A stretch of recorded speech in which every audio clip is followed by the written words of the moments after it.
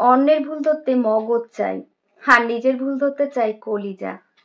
আপনি অন্যের ত্রুটি তো সহজেই অনুমান করতে পারেন, কিন্তু কখনো আপনি নিজে কতখানি ত্রুটিপূর্ণ আন্দাজ করেছেন কি? আমাদের সবচাইতে বড় দুর্বলতা, আমরা অবলম্বন খুঁজি, অন্যের উপর নির্ভরশীল হতে চাই।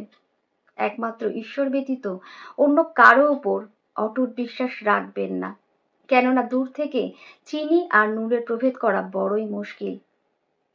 জীবনে এমন কিছু অধ্যায় থাকে যেগুলি আজ নয়তো কাল মুছেই যাবে। যে যেতে চাইছে তাকে যেতে দিন, জোর করে ধরে রেখে লাভ কি?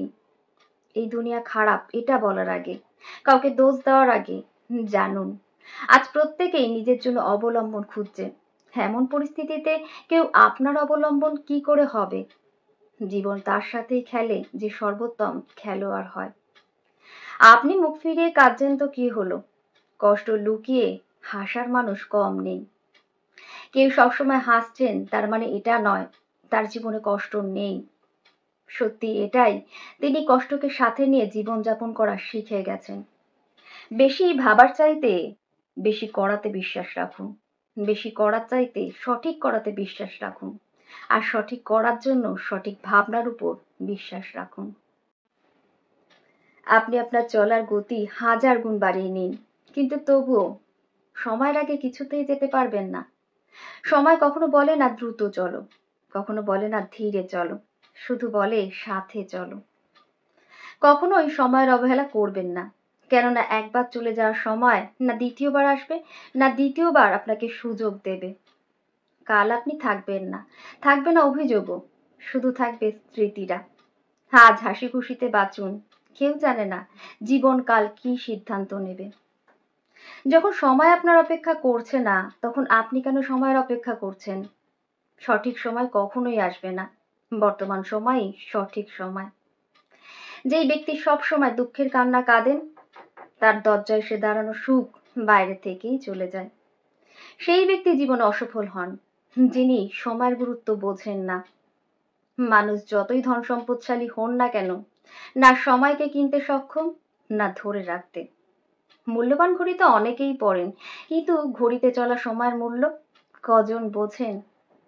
চেষ্টা করুন অন্তিম সময় পর্যন্ত, হয় জিতে যাবেন নয়তো শিখে যাবেন। আপনি কখনো এটা ভাববেন না আপনি কিছুই নন, কখনো এটাও ভাববেন না আপনি সবকিছু। সবসময় এটাই ভাববেন আপনি কিছু তো, যিনি চাইলে অনেক কিছুই করতে পারেন। কুয়োতে বালতি ফেললে বালতি ঝুঁকে যায়, কিন্তু ঝুঁকে গিয়ে সেটা জল নিয়ে উপরে ওঠে। হ্যাঁ, এটাই বাস্তব, যে ঝোঁকে সে কিছু না কিছু নিয়েই আসে। জীবন যত বেশি সংঘর্ষময় হবে, ততই জয় সুনিশ্চিত হবে। কঠিন পরিস্থিতি, সমস্যা, চ্যালেঞ্জ এগুলি জীবনকে অনেক বেশি সুন্দর করে তোলে। সফলতার পথে আপনি যখনই বিরোধীর দেখা পাবেন, জানবেন আপনি সফলতার অনেক কাছে পৌঁছে গেছেন। জীবনে যদি নেতিবাচক মানুষের সংস্পর্শে আসেন, ঘাবড়াবেন না, কেননা জীবনকে গোলাপের মতো ফোটাতে চাইলে কাঁটার সাথে তাল মিলের কলাটা শিখতেই হবে। পদ্মের পাকে পুষ্পটিত হওয়া তাল মিলেরই কলা। যদি কেউ আপনার কথা না বোঝে, জোর করে বোঝানোর চেষ্টা করবেন না, কেননা কিছু উপলব্ধি পরিস্থিতির শিকার না হলে অনুভব করা যায় না।